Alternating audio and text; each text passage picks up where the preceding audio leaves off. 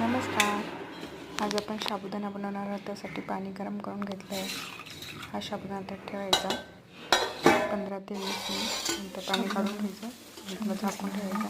त्याच्यानंतर 4-5 तासानंतर हा साबुदाणा एक छान भिजलेला आहे. त्यासाठी नंतर मिरची आणि शेंगदाणे घेऊ, ते थोडे भाजून घेऊ.